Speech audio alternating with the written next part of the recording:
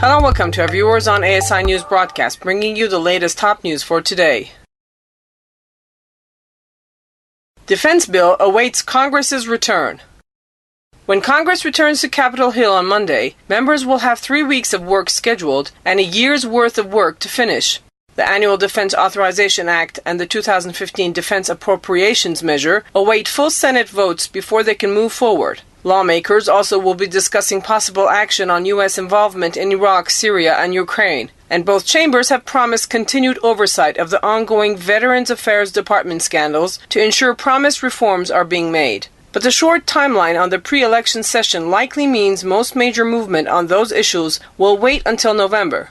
Members expect the most significant action in the September work period to be a budget resolution to keep government operations running past October 1st, the start of the new fiscal year. In July, before the congressional summer break began, Senate Majority Leader Harry Reid, Democrat from Nevada, promised that the Defense Authorization Bill would be on the chamber's immediate agenda, calling it, quote, extremely important to the fighting men and women of this country, end quote. Since then, Republican and Democratic leaders have signaled that they may be close to an agreement on how to handle dozens of amendments to the military policy measure. At last count, more than 100 amendments to the bill had been filed.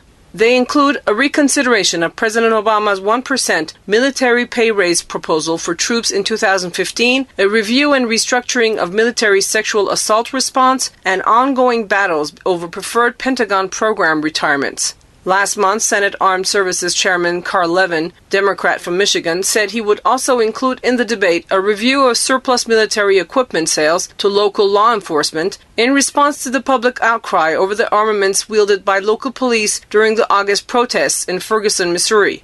Advancing the authorization bill out of the Senate would allow conference committee staffers to work on a compromise measure during the October break, increasing the chances of passage by the end of the year. Congress has passed the defense authorization measure for more than 50 years in a row, but progress could be derailed if lawmakers insist on including debate on U.S. operations in Iraq, oversight that a growing number of elected officials have called for in recent weeks.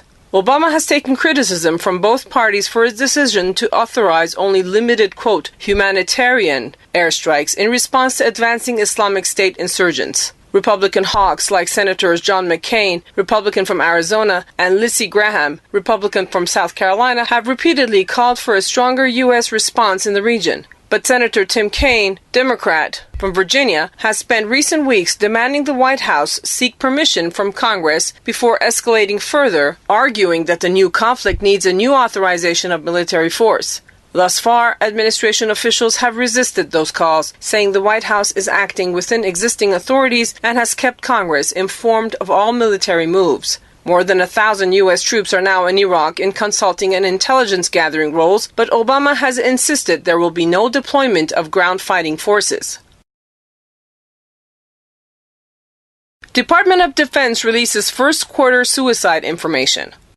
The Department of Defense released the Quarterly Suicide Report, QSR, for the first quarter of calendar year 2014. The report summarizes suicide counts for all services and components. During the months of January through March of this year, there were 74 suicides among service members in the active component, 24 suicides among service members in the reserves, and 22 suicides among service members in the National Guard. The report also shows 2013 annual counts and annual rates as published last month in the 2013 fourth quarter Department of Defense QSR, as well as 2012 annual counts and annual rates as published in the Department of Defense Suicide Event Report, Calendar Year 2012 Annual Report. The QSR is intended to communicate the department's suicide data on a routine and frequent basis.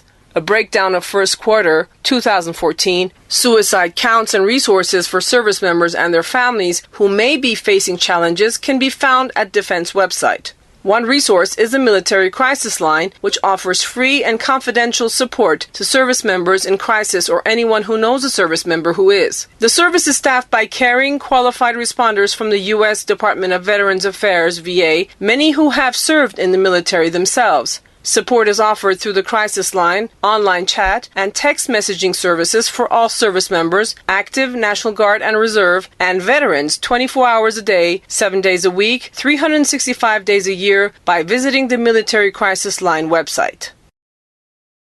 Thanks for watching. Stay with us on ASI News Broadcast with all the latest news from the U.S. brought to you from the American Studies Institute from Tehran. You can also check our website at www.asipress.us.